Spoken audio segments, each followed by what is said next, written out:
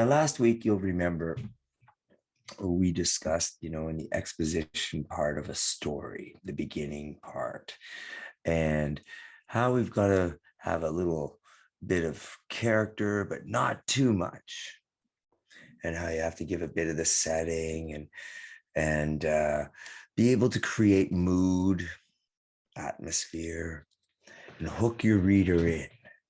Now, we know those tricks and we know some of our other more advanced writing tricks, but today we're going to go into something about developing a character. Now, we know that we can develop them with their thoughts and their actions and the way they look and things like that, right? Those are all excellent ways, the things they say, dialogue, those are all excellent ways to expose our character to our reader. But then really, really good writing has something that is unsaid. It's just kind of almost invisible. And I'm going to give you an example. If I'm going to go back to Disney, you remember last week, we had the little clip of Finding Nemo, and Nemo's father is always nervous and anxiety ridden, always looking for, perfect security and comfort and all that. Now, one thing that isn't said, and this goes back to all the Disney things, is that, the reasons why, they don't come out and say that. We know, we saw what happened. And now, when we look at all the Disney princess movies, think of all of them: Cinderella, Ariel, the whole slew of them. There's something, and you think of a little child, very younger than you guys, watching those movies, and they all those little girls, those little princesses, don't have a mother. And it's every child's fear, of course, because we need our mothers. Not just humans, ducks do, and every other animal there is needs their mother. And it's very important. So they sort of put that little fear in there in the audience. A little bit of, ooh, and we feel empathy for it. And empathy is kind of we feel bad for the Sleeping Beauty. Does Sleeping Beauty have a mother?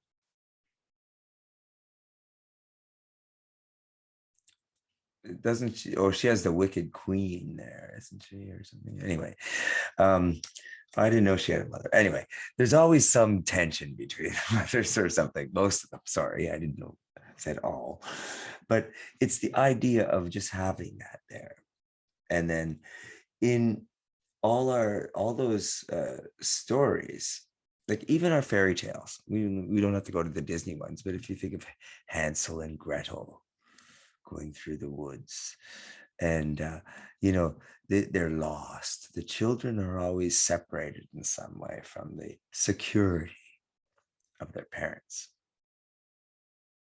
Okay, and that makes a child reading it go yikes without even reading that that's happened, because we empathize with it and we can see, we want to feel what the character is feeling. So there's a lot of little stuff that goes into this that's kind of tricky. Now, we're going to be looking at a few things here. This is what we call advanced character development. Big stuff.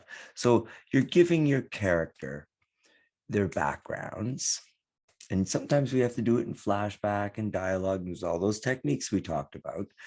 But what happened to them?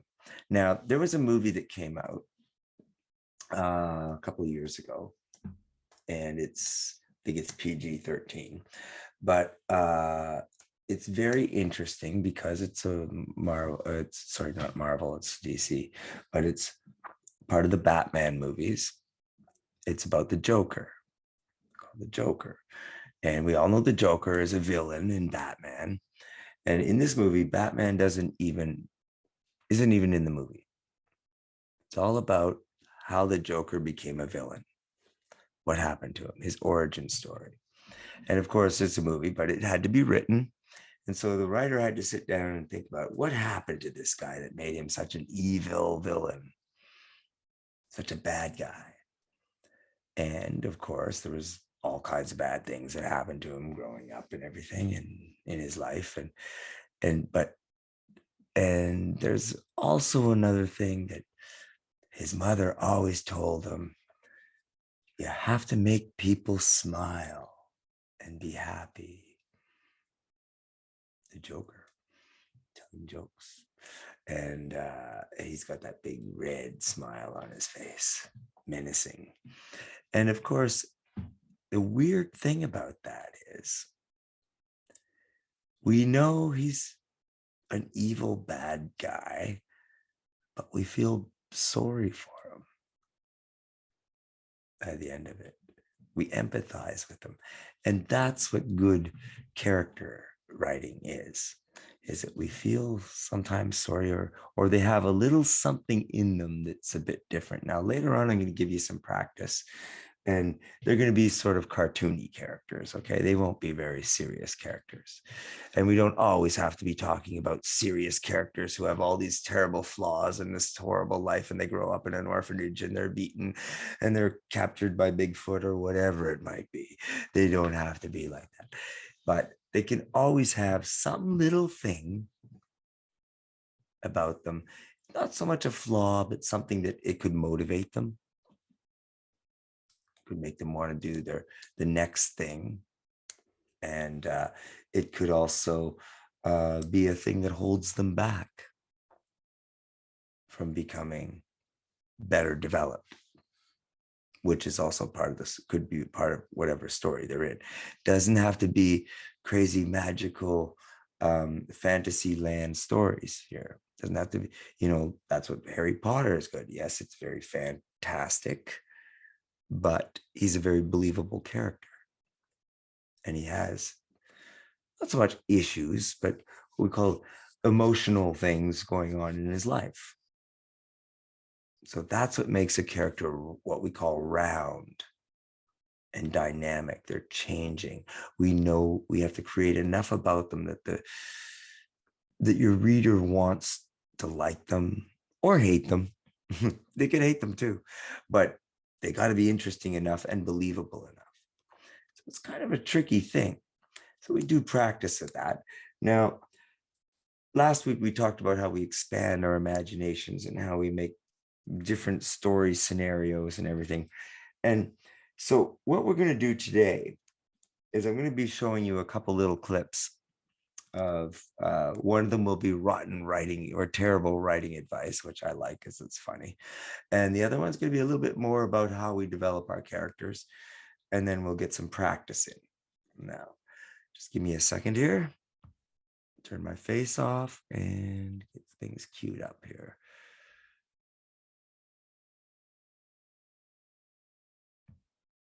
Now, remember, when we're developing a character, you can always find things like what we call captivating characters. And sometimes we develop our best characters by sort of dipping into some bad traits, you might say. Like, what I like to do is, who's read Charlie and the Chocolate Factory? Has anybody ever heard of that? Okay, Vincent has, Roald Dahl. And all of those characters represent one of the deadly sins. Okay, they have, in old ancient stories, they have the 7 deadly sins. There's basically don't steal, don't lie, don't cheat, don't be envious, don't be boastful, don't be trying to remember them all. Anyway, there's a bunch of them. And they're the things you shouldn't do, but we're always tempted to do, like lie, steal, all those things. And we might even get away with it, but we shouldn't do it. So with these things, those are good flaws to put into our characters sometimes, especially our bad guys. Now, like wanting to have revenge all the time, being envious, and greedy. There's another one, wanting more than you need. So these are things that those are sort of ancient old wisdom. However, that's a good thing to bring in. It's still applies to today. Now, if we look at our advanced character development, I want to show you this because this is very good. And it's how to create a captivating character. Now I'm going to share this. This one's more serious. The second one will be a little bit more fun.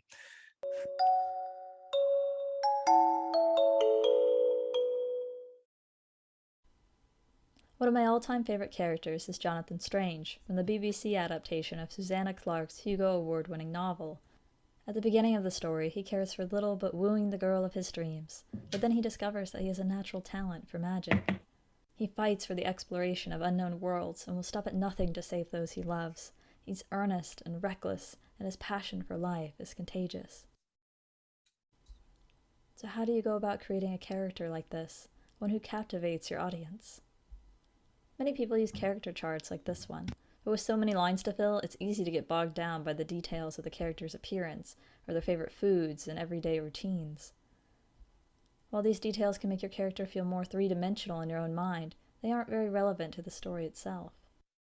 Your plot takes shape around your character's desires. Because of this, it is better to work from the inside out and focus on their personality and goals first. The acronym ARCS is a good starting place. A character should have an attractive quality, room for growth, clear goals, and something to lose. So this is one of the most important things. We use this acronym ARCS. Something to lose is always a good thing for your character to have. Okay. Along with the other things, room for growth, attractive. Like we said, you can't have a Superman all the time, right? Who's just perfect at everything, because it's not a very interesting character. Let's deconstruct each of those. First, in order for characters to be interesting, they need to have attractive qualities. Intelligence and humor are common but effective ones, as are kind-heartedness and resiliency in times of hardship. They may be honorable in that they stick to their moral code no matter what, or they may be endlessly loyal to their friends. Perhaps they have a special skill, magical or otherwise. This doesn't need to be a strength in the traditional sense. Maybe they have a knack for lying or getting into fights. Usually a character will have multiple attractive qualities, as with Jonathan Strange, who's not only gifted at magic, but also has a strong sense of creativity, a curious mind, and a loving heart. When it comes to identifying attractive qualities, just ask yourself, what about this character will intrigue readers? Second, your characters need room for growth. In real life, humans are not static beings. Our relationships, our opinions, and our feelings about life change over time. The same should be true for the people you invent. For example, a character may be very selfish at the beginning, but after learning to empathize with others, he becomes more altruistic. This change doesn't always need to be a positive one, however. Someone who is naive may become more jaded as the story progresses, as in a loss of innocence narrative. It can also be growth in terms of beliefs rather than personality. Maybe they hold a prejudice against a certain race, or have strong religious views that are challenged, resulting in a shift in opinion by the end of the story. Maybe their relationship with someone close to them changes, or they gain a new perspective on the death of a loved one and themselves. When you're thinking of room for growth, ask yourself, how does this character change over the course of the story? What are their initial and end states? Third, a character must have clear goals. Almost all stories are character-driven, with the protagonist's actions creating a causal chain of events. But it's important to pay attention to passive versus active goals. With passive goals, the protagonist is merely reacting to the antagonist. With active goals, the protagonist has agency and is making plans to change the future. Sorry, I'm going to interrupt again. These goals that you create for your characters, motives, right? There's another word they use often, and if you have other teachers, I don't know if they'll use this word. They use it for Hollywood writing a lot and screenwriting. And I think it was Alfred Hitchcock who came up with it. but it's called um, MacGuffin. A MacGuffin. And a MacGuffin is just what the character has to do. Now, you remember last week, the 2-inch prompt, you've been shrunk down. Now, so the first thing you do when you're shrunk down to 2 inches tall is you got to have some shelter. So that's your first MacGuffin. So let's say they find a Kleenex box and they empty it out. And they've got nice little beds made and everything for the night. And then a spider comes. That's the next MacGuffin. They got to deal with that thing. Once they've got one thing solved, the next problem, the MacGuffin. It's a conflict sometimes, but sometimes it's inner. It's within the character too. And we can break that down to character versus self, right? In conflicts. However,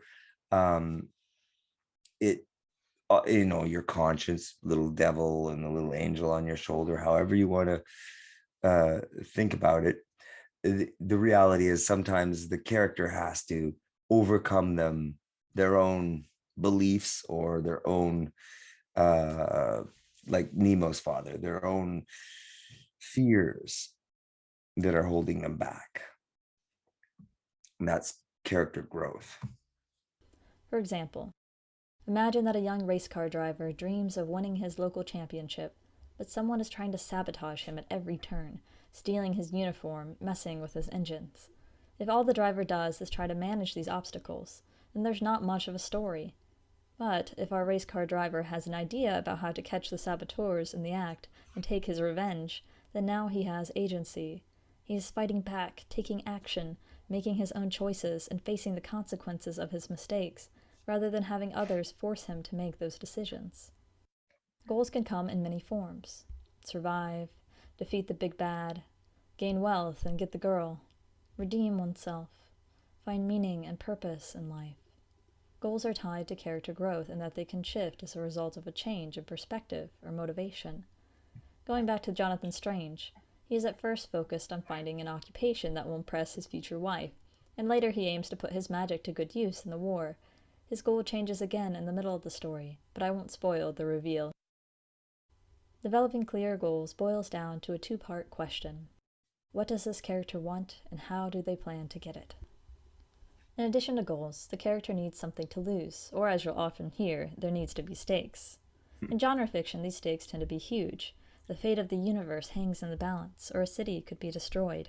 The threat of a large loss can work for plot purposes, but there also needs to be smaller, more personal stakes. Oftentimes, the stakes involve death, a damsel in distress, or the loss of a family member. But stakes are often more relatable when they focus on everyday fears. We're afraid of being embarrassed in front of our peers, of our loved ones never granting forgiveness for mistakes, of not pursuing our dreams and living a shell of a life in an office cubicle until we're old and gray. We're afraid of having regrets. Think of George Orwell's dystopian classic, 1984. The protagonist, Winston Smith, rebels against the totalitarian regime by writing in a diary and falling in love with fellow rebel Julia. His goal is freedom of thought and expression, which comes at the risk of getting caught by the government officials and killed. But the stakes are higher than that. In addition to his life and his relationship with Julia, Winston's humanity is on the line. If he gives in to Big Brother's rule, it is not only his body that will be imprisoned, but also his mind and his values. Think of a fear that is universal to the human experience, and let it haunt your character. If the character doesn't achieve their goal, what will they lose? Let's create an arcs map for a beloved character from classic literature, Sidney Carton of Charles Dickens' A Tale of Two Cities. I'll make this example as spoiler-free. Now, you'll remember last week we talked about the super hooks, the very first good line. And Tale of Two Cities was, it was the best of times, it was the worst of times. So that sort of theme of good and bad runs through the plot. Good times, bad times. It also runs through each character. Each character's got good and bad, as you'll see. It was just one of them here. As possible. As far as attractive talents, Carton proves to be a brilliant, quick-witted lawyer. The reader also sees his devotion and his unrequited love for the beautiful and innocent Lucy Manette. Carton's room for growth comes from the fact that he's a bitter alcoholic, filled with self-loathing. He tells another character, "I am a disappointed drudge, sir. I care for no man on earth, and no man on earth cares for me." Carton feels that he has wasted his life, with the only light in his days being Lucy. Even though Lucy loves another man, Carton would do anything to preserve her happiness. That is his goal.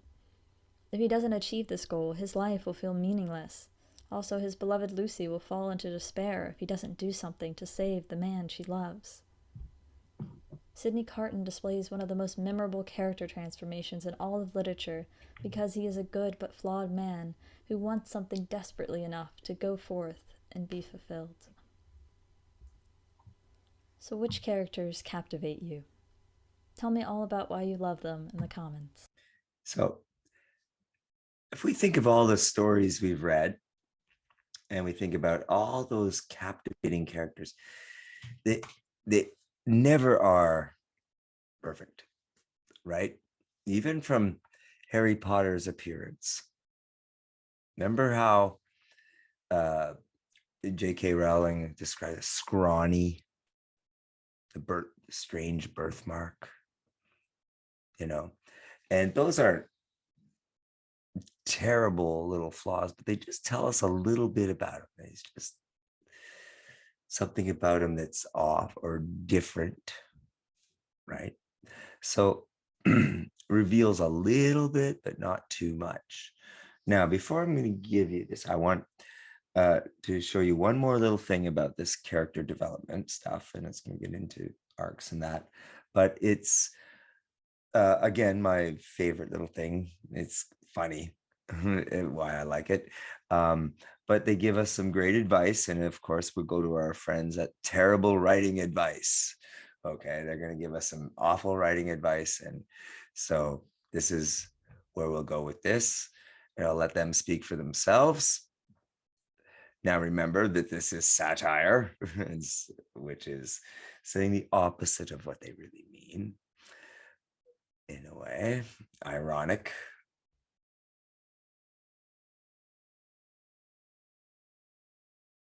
Terrible Writing Advice was brought to you by Audible.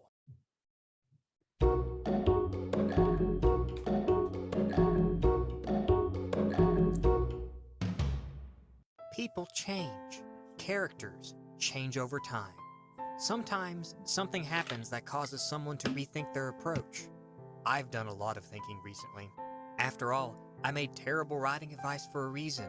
But now, I have to say, and I hope you will not be upset, but I have to tell everyone something important. That I've changed. And that you should buy my book. Oh, and I guess I should talk about character development too. Character development is something every writer should learn. To fake. Why spend time carefully developing characters when we can just take shortcuts that give the illusion of our characters changing over time? Well, this video can teach any writer to create the appearance of character development. But where to start? Perhaps I should start with drawing a distinction between character development versus character growth.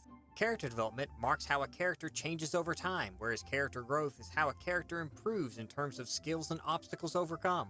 But I'm going to conflate them anyway. Now that we cleared up definitions, we still need to find a way to begin our approach. The best way to start developing a character is the same way we start a story, by info-dumping the backstory during their introduction. We may have just met this character, but they will not hesitate to spill their entire backstory to complete strangers who didn't even ask. Backstory is an excellent tool to give the reader insight into a character, which means it's a-okay to dump a character's full biography on the reader in Chapter 1. Wait, I'm far too lazy to come up with a backstory.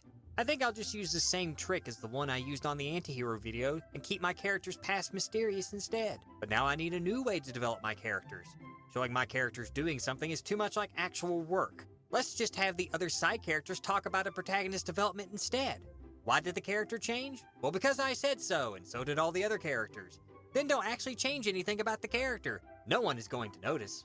We could show the events and choices that shape a character's evolution, but having characters talk about how much our protagonist has grown over the course of the story will work just as well. Wait, isn't this kind of terrible advice? No, can't be. But maybe I should consider actually having my characters do something that merits development and growth. I know! I'll make them more powerful. That is exactly what character development really is, lumping on more and more cool powers and abilities for our protagonists to utilize. Because constantly seeking more and more power is what makes a person good, right? Well, I suppose we could also have our characters overcome their flaws while we are at it. Flaw scrubbing is a great way to fake character growth. Need to develop a secondary character? Just have them realize they have a character flaw at the story's midway point. Then they can be safely ignored for the rest of the story because now that they don't have any flaws, they're boring. Naturally, we should only have our protagonists lose flaws at the very end of the story, and only one flaw should be removed per book for maximum series potential. Flaw scrubbing is great because once someone realizes they have a flaw, said flaw instantly vanishes. Actually working to improve moral character is dumb when we can take shortcuts instead, and that is what flaw scrubbing is all about. Uh-oh, did a fan favorite character get all their flaws scrubbed in the story? Did a charming rogue learn to open up and trust those around him and ultimately sacrifice for a cause greater than himself? Well, that's going to be a problem because now he has nothing to learn for the sequel. There's only one thing to do. No, not give him a new character arc that is a natural outgrowth from the lessons learned in the previous story.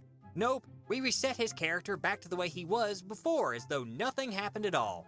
His struggles, his trial, his suffering and sacrifices that shaped his choices and made him a truly better person should all be completely invalidated and his character sent back to square one. I'm sure fans will be thrilled to see their emotional investment in their favorite character squandered. So we reset our character for the sequel, gave them a bunch of powers, had other characters tell us about our protagonist's growth, and created a backstory. What more could we add to aid in a character's development? How about a love triangle? Now I know what you are wondering. Is there really room in a story for both character development and a love triangle? Of course there is. But we're not going to do that. Instead, it's best for a writer to simply trick themselves into thinking that the protagonist's realization of her true feelings for handsome McBadboy is gripping character development. Meanwhile, the romantic subplot should gradually strangle any real semblance of character development. There's simply no time for a character to care about anything else other than resolving their relationship drama. I suppose a writer could use a budding relationship to show how a character learns to compromise, or show how a teen gradually learns to handle new emotions. But those are not nearly as interesting as subjecting the reader to endless pages of a character's internal pining and complete inability to just freaking spit it out and finally admit what they actually want. Sorry, where was I? Oh, right. Just be sure the said romantic revelation comes at the end of the story. Gotta get our money's worth out of that love triangle. Wait, what am I even saying? That's not any way to write. A character should gradually build up their arc over the course of the story until a revelation that shows them a truly new perspective, allowing them to change. A character could undergo a true metamorphosis and maybe even become a better person. Or they could miss their moment forever and reject their golden opportunity to better themselves. Failure to grow can result in them becoming eternally lost in darkness and doomed unknowingly to play the role of villain. But that won't happen to me. I've decided to change for good. From now on, I stand for true artistic integrity. Now buy my book and give me your money. There you go. This So some terrible writing advice. Actually, it's very good. Now, notice how at the end there, when he talks about the arc, right, and developing it. Now, think about Harry Potter, how he changes and develops, not even through each story, but in each book right through to the end. So she again had to write that 155 times at the beginning first chapter because she had it all, too much of it coming out too fast. Now, when we look at this, I'm going to give you guys a little chance here to do a little bit of this. And I'm going to show you, just hang on for a second. Good, just 1 second. I'll be right back. Let's see what I have for you here. Now I talked about those, the big 5. Now, I'm not going to show you that. I'm going to have you, yes. So what we're going to do here is I'm going to give you this little thing to play off of. Just give me a second. So as writers, look at personalities. They're shy and quiet, outgoing, whatever it might be. Now, we can't make it just like one thing.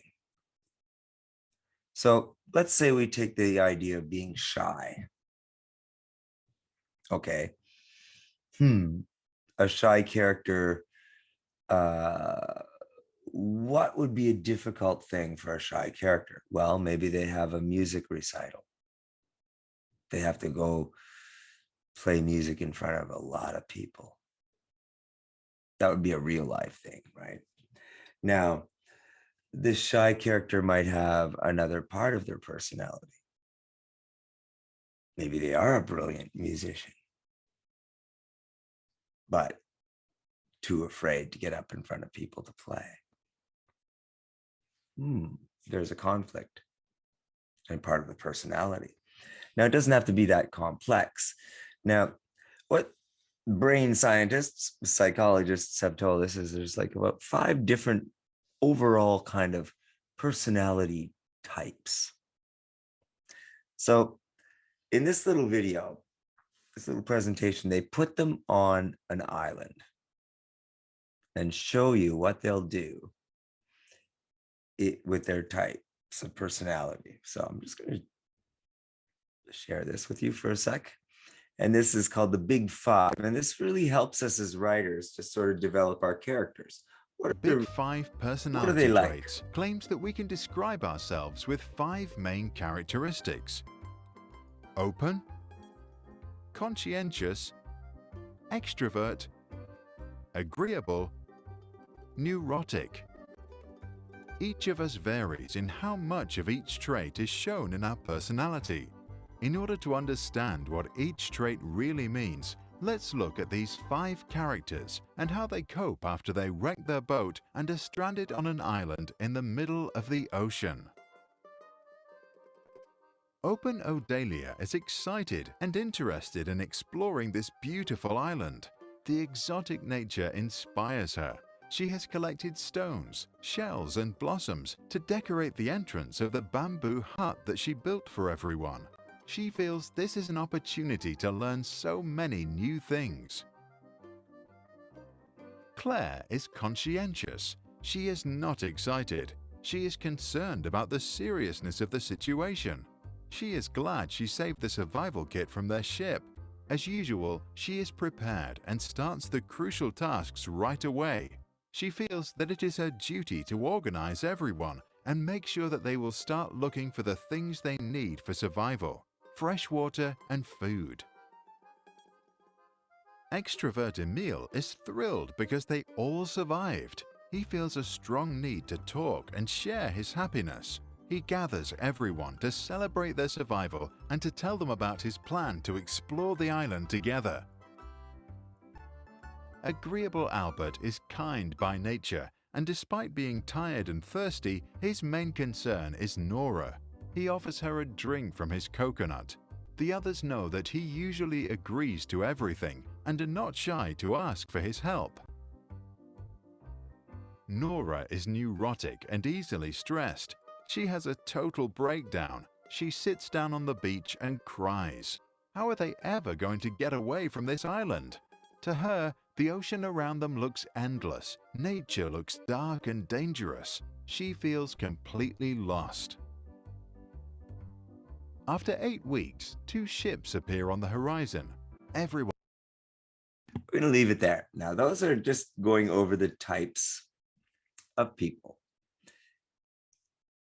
Now, those are general, of course. But if we think of our prompt from last week being shrunk to 2 inches tall, and what would your characters be as you develop them? Who would be the leader? Who would be the conscientious one? Would they be extroverted? Would you have the neurotic one?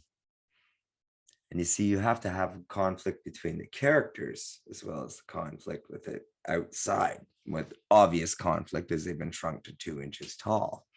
That's a problem, right? Well, it should be. And how are they creatively, or how are you going to creatively develop that and develop that into things. Now, for our little exercise today, I'm going to be showing you some visual, and they're going to be cartoony. Okay. So it won't be difficult to sort of, but I want you to sort of come up with a backstory. Okay. As to you describe the character a little bit and come up with some sort of motivation for the character. What do they like? And just play around with it. Now, it's very short, it just has to be about a paragraph long. Okay. Sort of like the way we did with, well, if I can show you an example here. This is from a very famous American writer, Edgar Allan Poe. And in this story, Edgar Allan Poe is a famous suspenseful Gothic writer, horror, and during the Victorian times, when that sort of thing was very shocking. And just the style and everything, you know, I'm just going to read the very first. Now, this is the first person narrative, and this is the very first line, and he's describing himself, and he's confessing to the police because he murdered an old man. Okay. And he's a lunatic. He's insane. Okay. But he's trying to convince them that he's not. Okay. So he goes, true, all in capitalized letter, nervous, very, very dreadfully nervous. I had been and am. But why will you say that I am mad? Mad being the traditional sense of the word, insane and not angry. This disease has sharpened my senses, not destroyed, not dulled them. Above all was the sense of hearing acute. Acute means very sharp. I heard all things in the heaven and in the earth. I heard many things in hell. How then am I mad? Hearken and observe how healthily, how calmly I can tell you the whole story. So he starts revealing a little bit about his story and about himself. I'm not crazy. And then he releases a bit more information. So I'm going to give you some pictures here. Just hang on.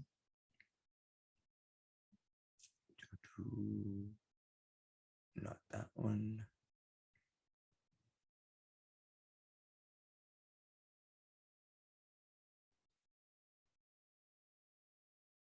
Oh, what happened to it? Ah, there it is.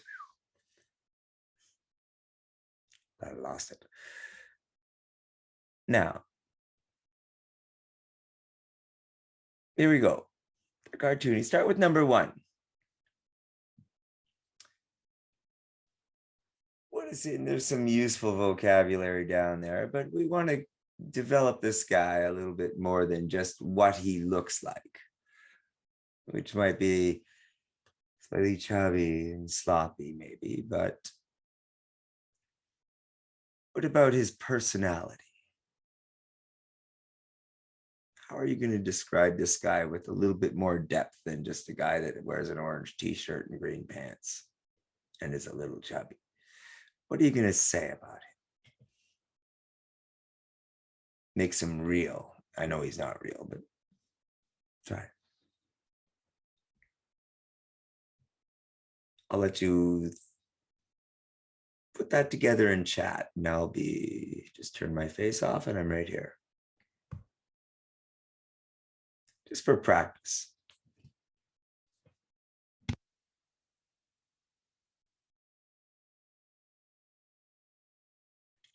Okay, now remember, I'm going to be posting this up in your classroom and some links in that. And when you look at this, let's look at number 4 for a second. What does he remind you of? Now, maybe a teacher, maybe a supply teacher, Or number one, aside from the physical, maybe he's really funny. Maybe he's got a very outgoing personality. And number two, why is, she looks like she might be shy. How would you describe her? I could say she was hiding, peering around, ducking behind, or she Velcroed herself. Velcro, the rippy stuff. Velcroed herself to her father's leg. And what's she doing? Maybe she's the first day of school. You don't want to say too much. You could say they arrived for the first time. The other children laughing, running and playing. Well, sorry, Sally, I'm going to think of the first girl. Sally Velcroed herself to her father's leg. So what do? We know that right away. We didn't say that Sally is shy. We showed it by her actions, by the other children's actions. And then you can develop it further. Sally's character, you've shown what she's doing to indicate that she's shy, to infer that your reader infers that. But then why? Is